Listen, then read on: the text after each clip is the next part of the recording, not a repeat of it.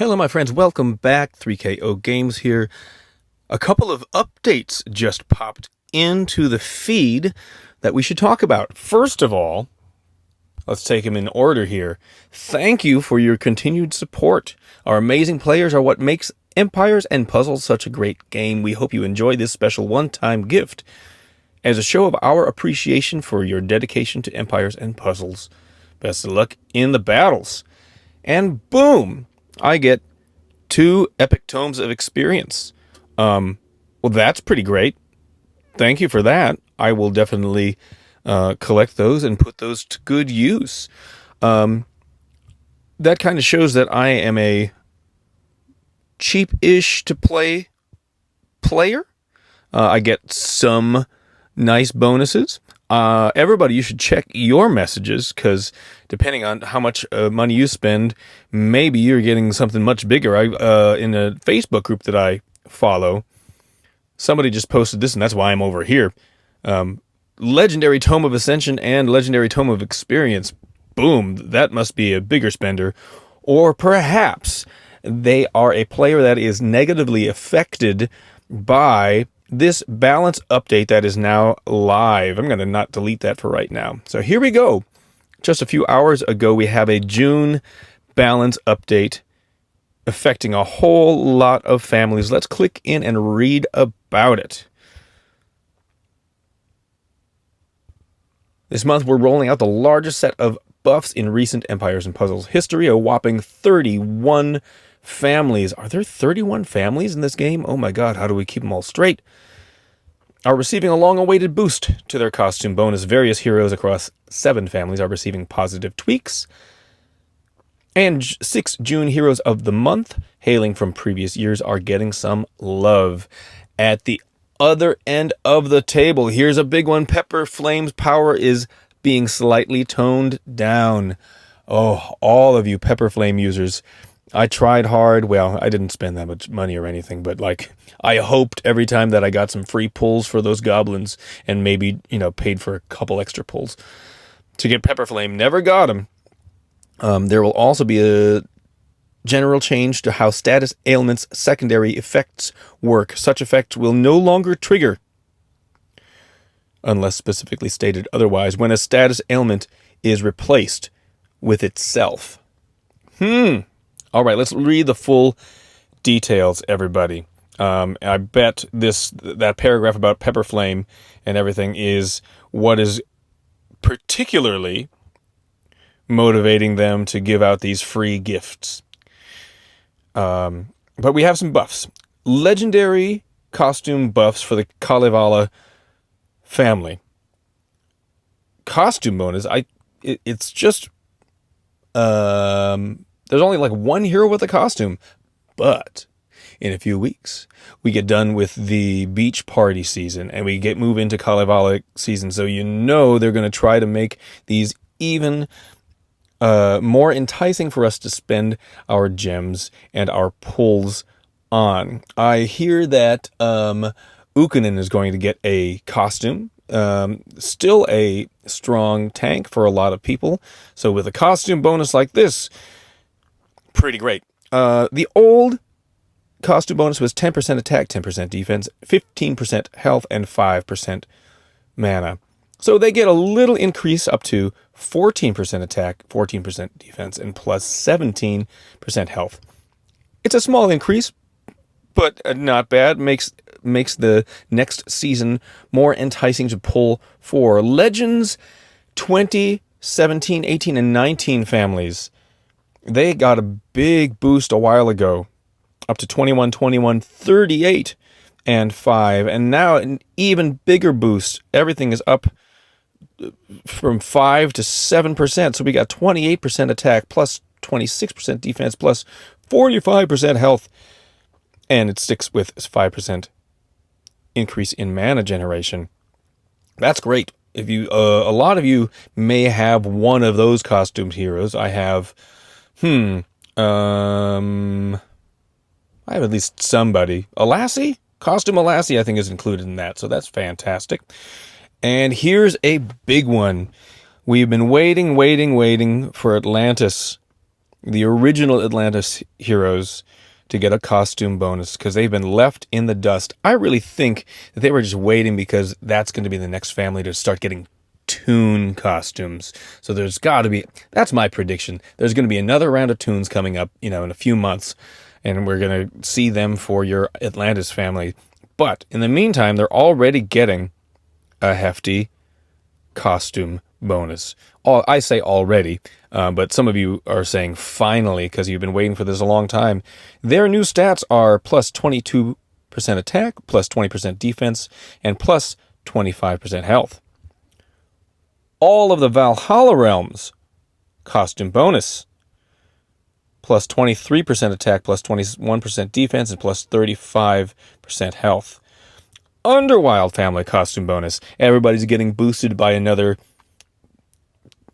5, 6, 7% on all those things. I don't need to read these numbers to you exactly. Sun and Moon families. So our Dunes family is getting a little bit, thankfully just a little bit. They're still pretty strong. So we're increasing their attack and the defense and health by 1% for that costume bonus. Defenders of Atlantis, again, very, very strong. So they're getting a slight increase, an additional 3% on attack and defense, an additional 3% on health. I think that's fine. Sand, Empire, and Springvale families, if you've got costumes there, plus 22% attack now, plus 20% defense, and plus 25% health. And huge bonus now for Morlovia and Winter families if you have those costumes. I don't think I have any of those heroes with costumes in 5-star.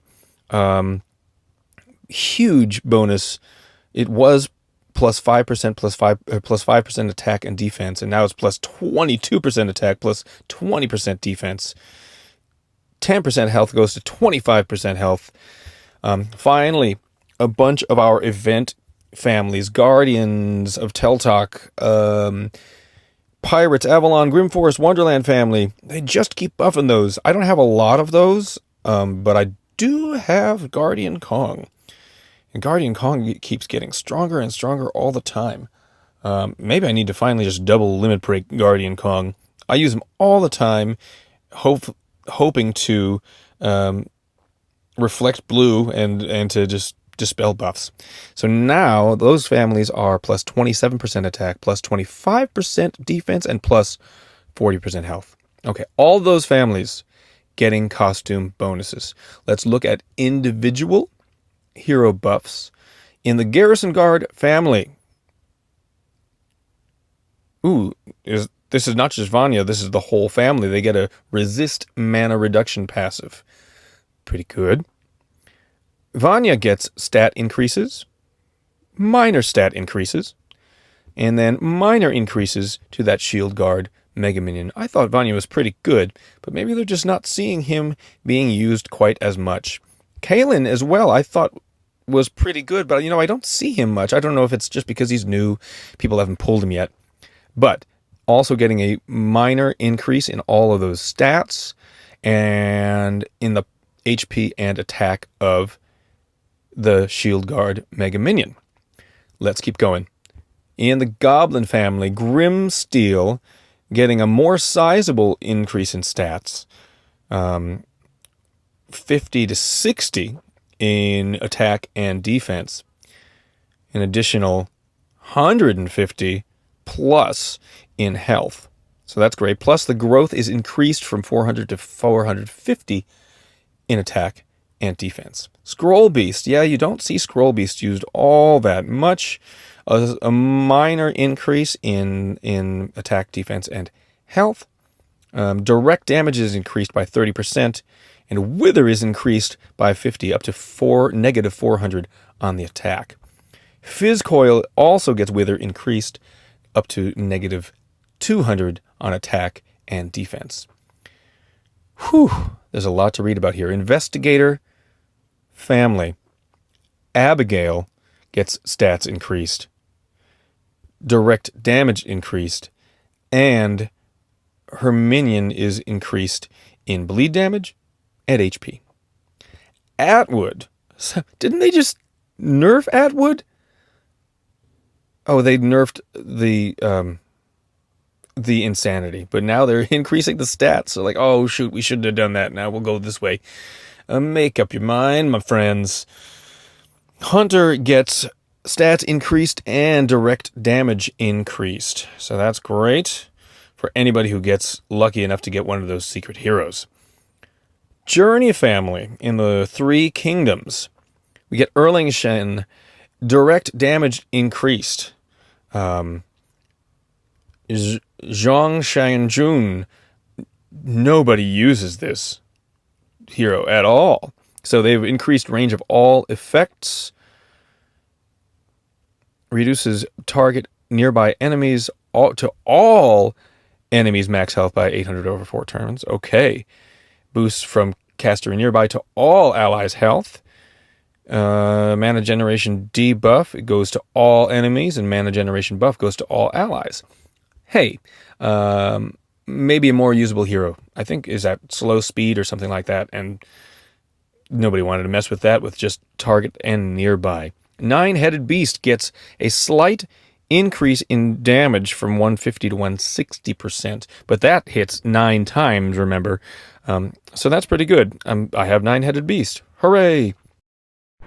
All right, rejoining this video, I need to take a little intermission because this was going on so long. Oh my gosh, so many updates. Let's keep going. Defenders of Atlantis family. They basically get just a little bit of a direct damage and some other increases here. Galapago with a 30% increase in direct damage. LaSalle's Cavalry Fiends getting a 5% HP buff. Thalassa getting a 50 HP health boost buff. And then we get Gellert and Sito both getting 30% on their direct damage increased. Sito, I can see a little bit. Gellert's still pretty strong. I get one-shotted by Gellert sometimes, just like, whoa, what happened to my heroes? First cast 430 to 460 max damage, up to 600. Second cast onwards up to 700 max damage. Pretty crazy. The other Atlantis family, the Nightmares, same thing, just a little tweak, just a little buff here. Direct damage increased for Ultrox up to 30% with all the dark shields on the board that you can.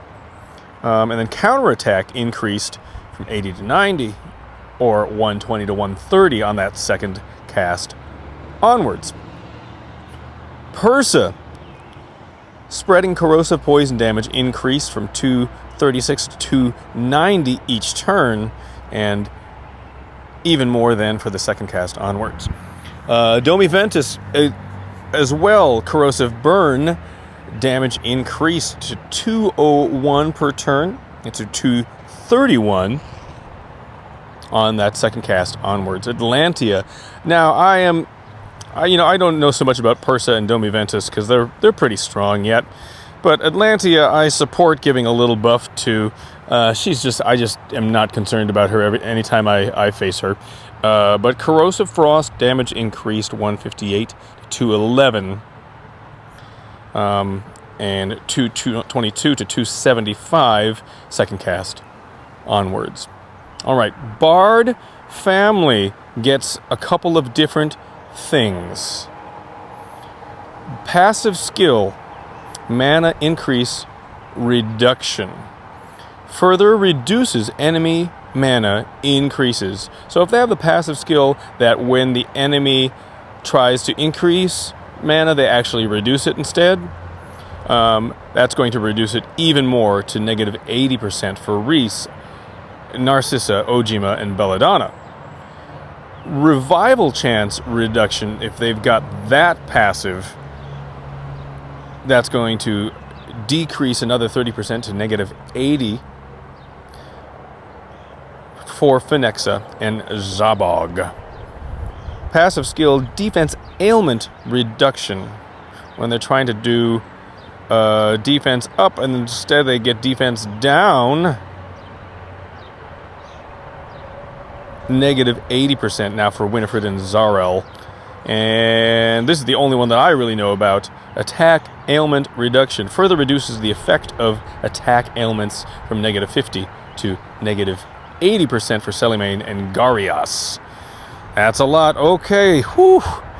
We are on to the June heroes of the month. Hell and Costume get a slight increase in direct damage, as does Gravemaker. Ooh, more than slight. 30 and 20% for Hell and Costume. Gravemaker, 35%. Ooh, on the original. And then, burn damage is also increased for Gravemaker. Trying to bring Gravemaker back. Yes. Raphael, heal over time increased by another 140 HP over 4 turns. 952 over 4 turns, it's not bad.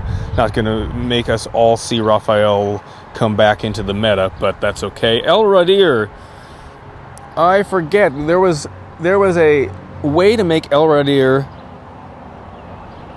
really effective. Was it against Shazi Jing? Possibly.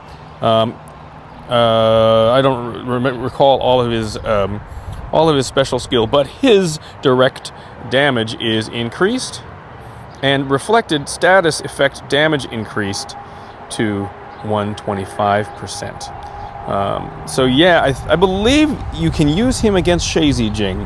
Correct me if I'm wrong. So one way to make El Radir sort of relevant these days. Arphanius is getting an increased 50% on direct damage. Skargrimar getting 30% increased direct damage. Okay, now these adjustments, unless specifically stated otherwise, replacing a status ailment with itself will no longer trigger its secondary effects. This change affects the following heroes: Pepperflame, Pophit, Starwalker, Erlangshen, Grimsteel, Fizzcoil. When you say, and Boots on the rare level as well. When you say replace it with itself, my question is, does that mean if you have 2 copies of Pepperflame? We see a lot of defenses in war that just run 2 Pepperflames, because boom, both of them are going to go off and they cancel each other out and you get the extra damage. Is that with itself, or does this have to be one hero who charges back up right away? If you can still use duplicates on the same team, that's not that much of a change. But if they're saying that doing duplicates will no longer trigger that secondary effect, that's a huge change. Still makes all of these effective in War Equalizer, but not as much in other places.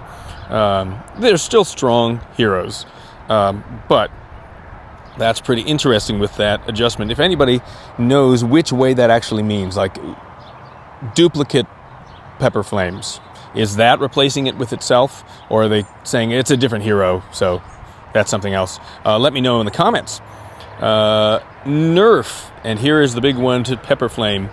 It's not huge, but direct damage is reduced by 35%, growth is reduced by 80 on that attack, and defense reduction is lowered from negative 35 to negative 30. So those of you who have Pepperflame, sorry to hear that. I still don't want to go against Pepperflame though, even with these reduced stats. Pepperflame is still pretty strong. My last war, I tried to take out this team with Pepperflame and just got annihilated.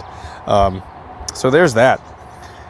Again, check your messages for all of the info on this, and check your messages for some gifts from empires, and puzzles. I hope you got something good, because they appreciate us. And you know what? I appreciate you. Thank you for sticking around. Thank you for watching the videos, for liking, subscribing, commenting below. All of those things help me out a lot. I will see you on the next one.